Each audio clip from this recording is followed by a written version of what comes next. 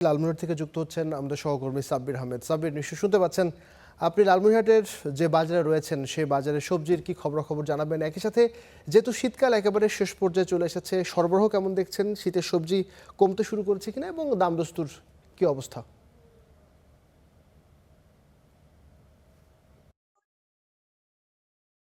জি আবির, আপনাকে ধন্যবাদ।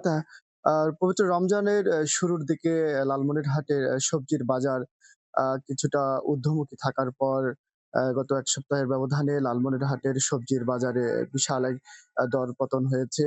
মূলত সবজির বাজার কমে যাওয়ায় মানুষের ক্রয় ক্ষমতার মধ্যে এসে গেছে এবং এখনো যেহেতু শীত রয়েছে লালমনিরহাটের শীতের যে শাকসবজি রয়েছে সেটা প্রচুর পরিমাণ সরবরাহ রয়েছে। আমি এই মুহূর্তে লালমনিরহাটের বৃহৎ একটি পাইকারি মার্কেটে রয়েছি। আমি আপনাদেরকে জা আপ আ আমি জানিয়ে রাখি আমাদের দর্শকদের যে আসলে লালমনিরহাটের গত কয়েকদিনে প্রতিটি সবজি প্রায় ৳২০ থেকে ৳৫০ পর্যন্ত কেজিতে কমেছে।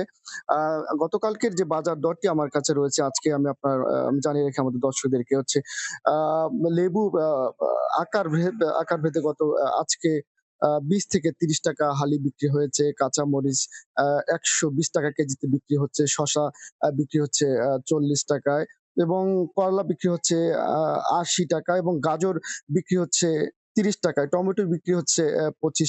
চিকন বেগুন যেটি দেশি বলা হয় সেটি ৳৪৫। মোটা বেগুন বিক্রি হচ্ছে ৳৬০ কেজিতে এবং সজনা বিক্রি হচ্ছে ৳১৬০। দেশি পেঁয়াজ যেটি বলা হয় সেটি হচ্ছে ৳৩৫ এবং রসুন বিক্রি হচ্ছে আ ৳৮০ কেজিতে এবং বিভিন্ন জাতের আলু রয়েছে সে আলুগুলো বিক্রি হচ্ছে ৳১০ থেকে ৳৩০ পর্যন্ত কেজি। এবং এখনো পর্যন্ত যে বাজারে সবজি রয়েছে সেই সবজিগুলো হচ্ছে আ সবজিগুলো প্রচুর পরিমাণে পাওয়া যাচ্ছে এবং সেটা একেবারে আম ক্রেতাদের ক্রয় ক্ষমতার মধ্যে। সব মিলে রমজানের এই যে সবজির বাজারটি ক্রয় ক্ষমতার থাকার কারণে রমজানের রোজাদারদের আ একটি বাড়তি স্বস্তি দিচ্ছে। এই হচ্ছে লালমনিরহাটের সবজির বাজার।